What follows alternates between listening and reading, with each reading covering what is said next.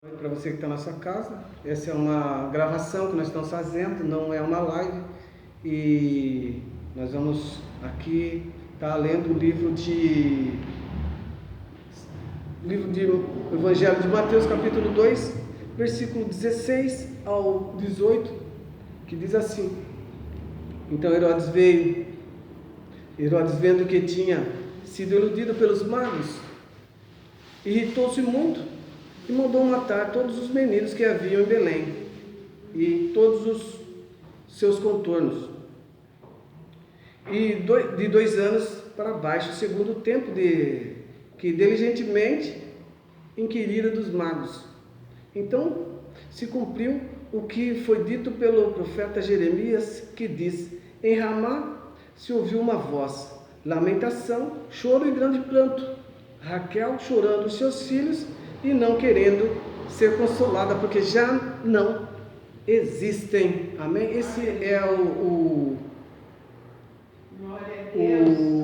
texto que nós estamos aqui apresentando, e para você que está na sua casa, livro de São Mateus, capítulo 2, versículo 16. Então, irmãos, o que acontece? Eu vou fechar a Bíblia, vou deixar aqui, não sei nem porque eu deixei, mas... Glória a Deus, aleluia. Essa passagem é uma passagem interessante, porque Deus, ele sempre fala no nosso coração através do Novo e através do Velho Testamento, e sempre usa um instrumento para estar trazendo essa mensagem. Uma vez é eu, outra vez é outras pessoas, aqui é um e lá é outro, e assim por diante. Então,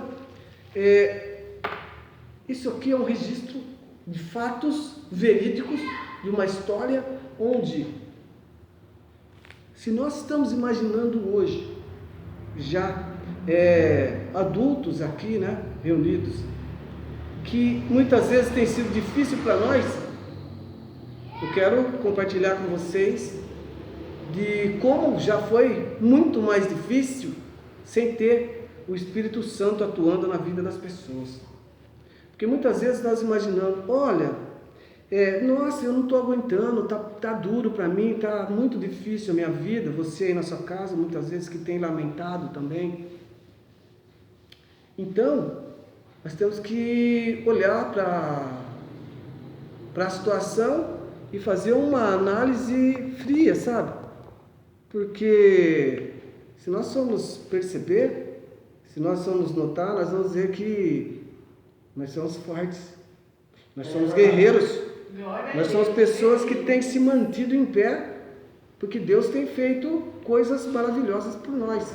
E aqui, Herodes, simplesmente, eu vou falar aqui, irmãos, é assim, ó, eu temo a Deus, e eu temo o que Deus pode deixar de fazer para mim. Porque Jó dizia: aquilo que eu temia me sobreveio. Então, se nós tivermos temor do Senhor, Ele vai derramar bênçãos sobre nossa vida que nós não imaginávamos que pudéssemos ter. E se nós estivermos enfrentando uma situação difícil, Ele também vai nos fazer passar por ela, porque a palavra de Deus fala: ainda que eu ande pelo vale da sombra da morte, não temerei mal algum. Então, hoje nós estamos aqui com as portas fechadas, na paz de Deus, mas crendo que nós estamos compartilhando do amor de Deus e da grandeza dele. Nós lemos várias vezes, eu sempre fiz questão aqui de trazer essa história dos magos, vira e mexe eu falo dos magos, né? Jesus. Que na realidade ninguém sabe dizer se é mago mesmo, se não é. O importante é que eles estão aqui, são 3 reis que estão aqui mencionados nas Santas Escrituras, e nesse livro de Mateus, no capítulo 2, cita que eles falaram que eles iam avisar Herodes quando Jesus nascesse, sabe? Mas eles não fizeram isso não. O anjo do Senhor falou para eles: olha, esquece, adore o Senhor, esquece o resto, passa o rodo e vai por outro caminho, né? Depois de 2 anos, Herodes ficou sabendo que Jesus tinha nascido. Então, irmãos, o que acontece? Isso é uma passagem de dificuldade, porque muitas vezes, bênçãos que nós vamos receber, vai custar alguma coisa para alguém. Sabe por quê? Porque tem alguém que não está ali se posicionando da maneira que era a correta, para poder estar sendo beneficiado. E se você quer um benefício, logicamente você tem que ir investindo ali naquele fruto para colher o benefício lá na frente. Que nem eu estava no meu coração, eu não iria transmitir essa mensagem, não vou transmitir ao vivo. Porém, eu pensei que seria um prejuízo, porque é uma mensagem boa, uma mensagem edificante, seria um prejuízo para algumas pessoas que não participassem dessa mensagem. Então eu estou registrando ela e depois eu vou transmitir ela. Glória a Deus, aleluia. Mas, como que eu poderia transmitir se eu não a gravasse?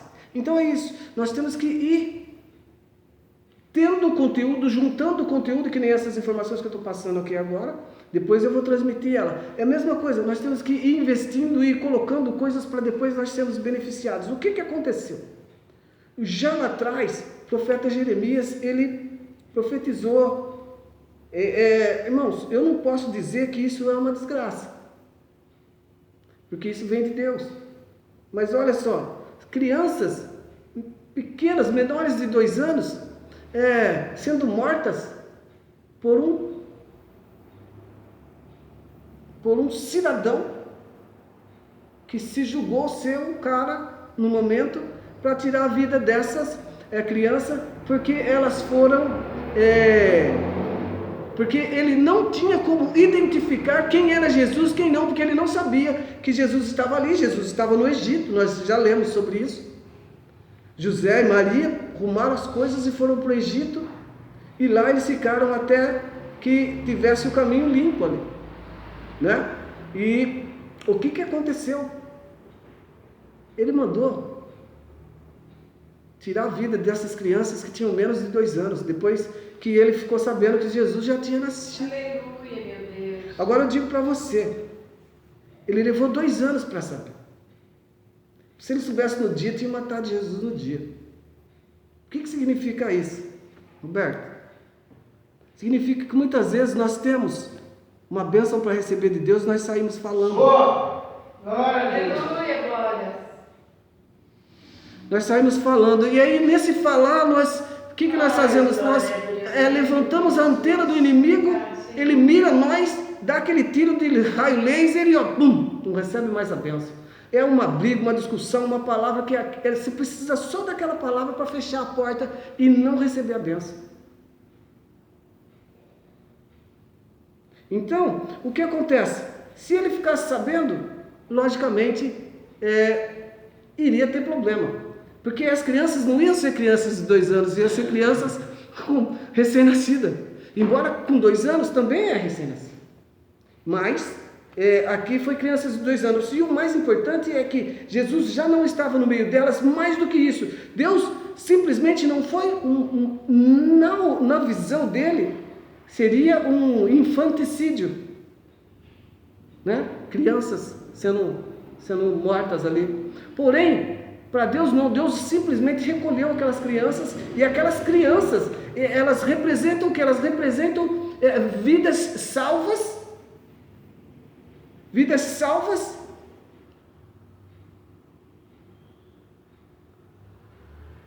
mártires, que dão o quê? Elas eram crianças, e elas já sofreram esse tipo de dificuldade, porém elas receberam a salvação delas.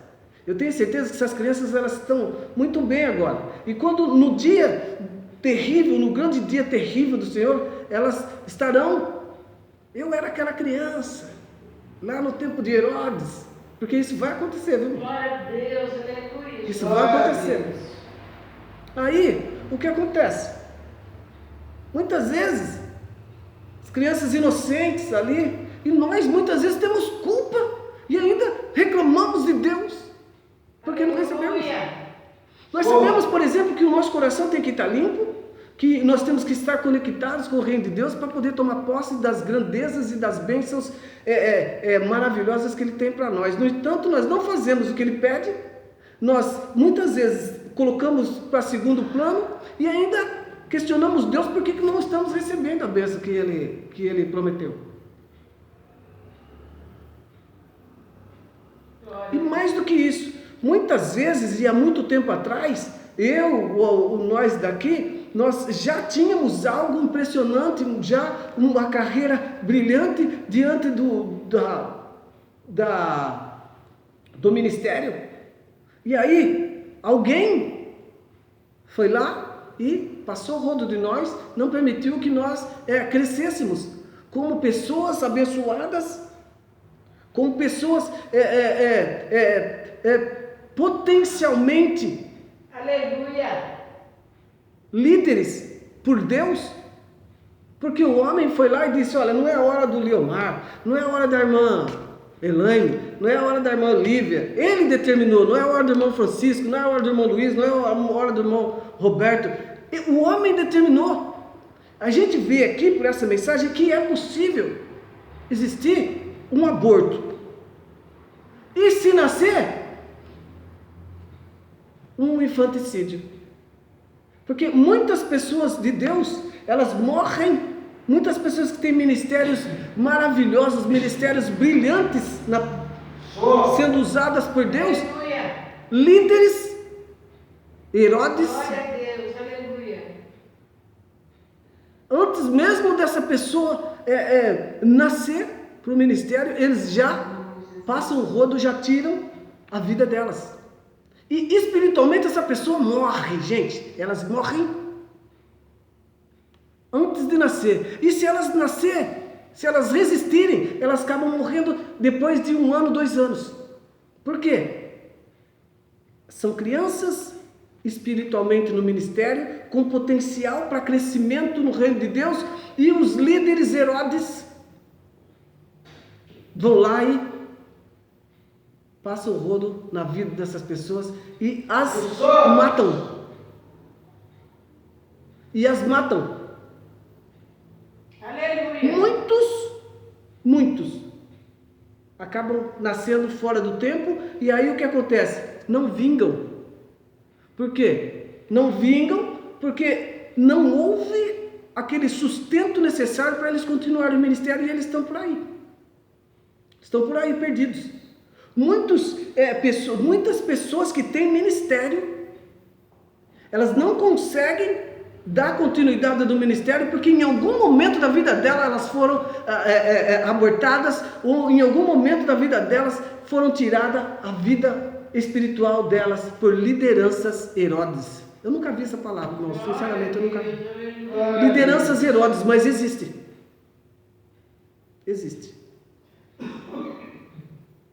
No meio do povo de Deus. A palavra de Deus diz assim, que naquele dia, naquele grande e terrível dia do Senhor, muitos vão chegar e vai falar: Deus, mas em teu nome eu orei e expulsei demônio, em teu nome eu orei e cego enxergou, em teu nome eu orei e aleijado andou.